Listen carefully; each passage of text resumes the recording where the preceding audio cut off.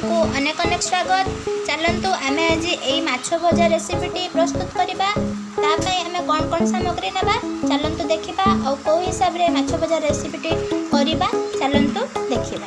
मुझे 3 पीस माछ को भल भाव में धोईकी लुण आ हलदी गोल आम या गोटे पेस्ट बनैबा। पेस्ट आमको गोटे चामच सोरिष ये गोटे छोट रसुण को मुझे काटिकी तर चोपा छड़े नहीं जाइए आ 3टी कंचा लंका नहीं 3टी जिन को पेस्ट करवा। पेस्ट करके पकाइवाई गोटे चामच लंका गुंड नहीं जाइए, गोटे चामच धनिया गुंड नहीं जाइए, गोटे चामच आमचूर पाउडर नहीं जाइए। चलते मुझे पेस्ट कर दूसरी पेस्ट कर देइछे जो रसुण आ सोरिष आ सुखिला लंका को ये पकईदेवा।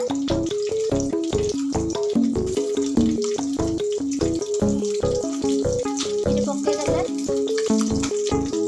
पियाज को पकईदेवा।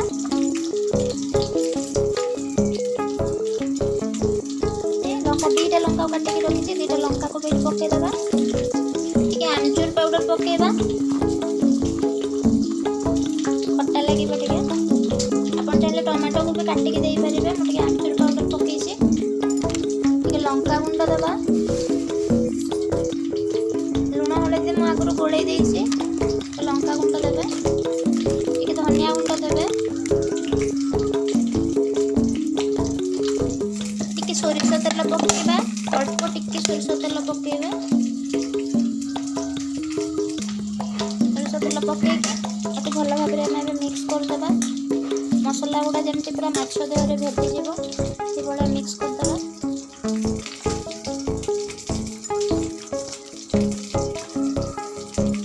ये मिक्स करके आम घोड़े 15-20 मिनिट पर्यंत घोड़े रखीदे। पूरा मसला पूरा देहरे भल भाव में मिसीज आम फ्राए करवा। तावा बसई देइछे एबे माछ सब फ्राए करने। माछ को रखिबार 15-20 मिनिट हो गला। एबे आम माछ को ये भाजीदेवा सोरिष तेल देकी भाजवा। चलतु एबे सोरिष तेल ये पकईवा। ये आम तेल पकईदेवा। एबे सोरिष तेल पकईवा। सोरिष तेल देखु ये तेल गरम हो गला। आप चाहिए कड़ई भी भाजी पारे किंतु कड़ई भाजिले भल क्रिस्पी हुए नहीं माछ भजाटा। तेणु आम तावा भाजवा।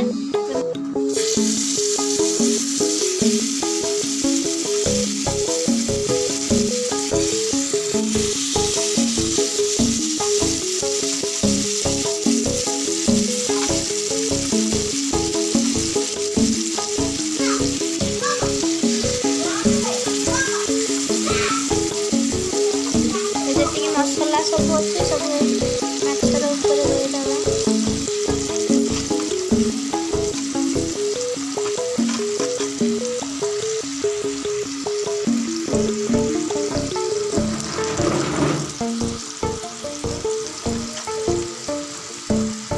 मसला गुड़ा भल भाव में देदेवे।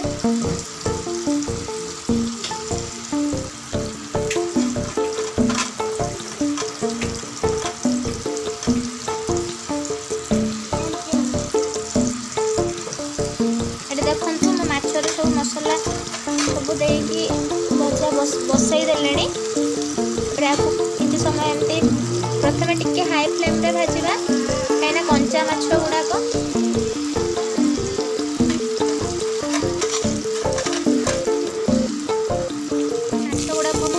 बसई देले। तावा पकई देती फ्राए हे फ्राए है पुणी आउ उल्टे देवा।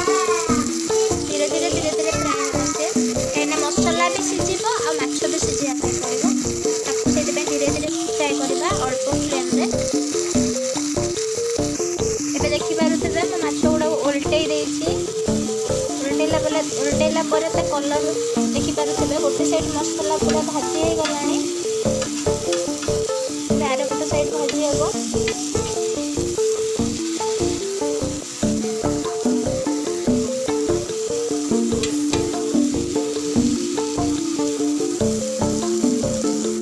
भाजला बेले टिके प्रेस करी भाजुथे प्रेस करेंगे।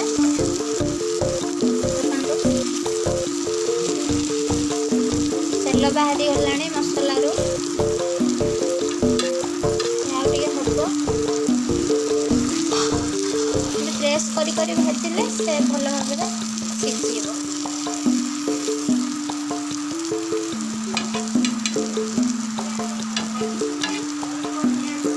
ପୁରା ହେଇଗଲାଣି,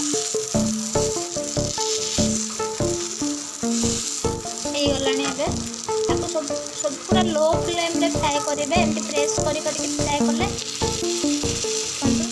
ହେଇଗଲାଣି ମାଛ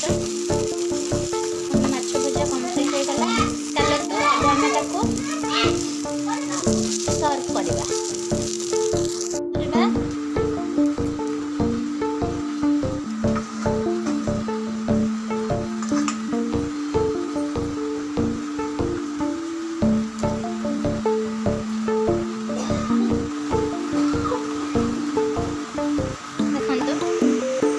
ମାଛ ଭଜା ପୁରା ରେଡ଼ି ହେଇଯାଇଛି।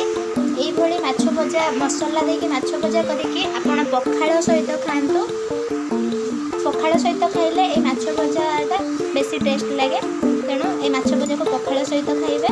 ଏଇ ମସଲା ଦିଆ ମାଛ ଭଜା ରେସିପିଟି ଯଦି ଆପଣଙ୍କୁ ଆଜି ଭଲ ଲାଗିଥାଏ ତାହେଲେ ମୋ ଚ୍ୟାନେଲକୁ ଲାଇକ୍ କରନ୍ତୁ, ସବସ୍କ୍ରାଇବ୍ କରନ୍ତୁ ଏବଂ କମେଣ୍ଟ କରନ୍ତୁ ଏବଂ ପାଖରେ ଥିବା ବେଲ୍ ଆଇକନ୍କୁ ପ୍ରେସ୍ କରନ୍ତୁ। ଗୋଟେ ନୂଆ ଭିଡ଼ିଓରେ ରହିଲି, ନମସ୍କାର।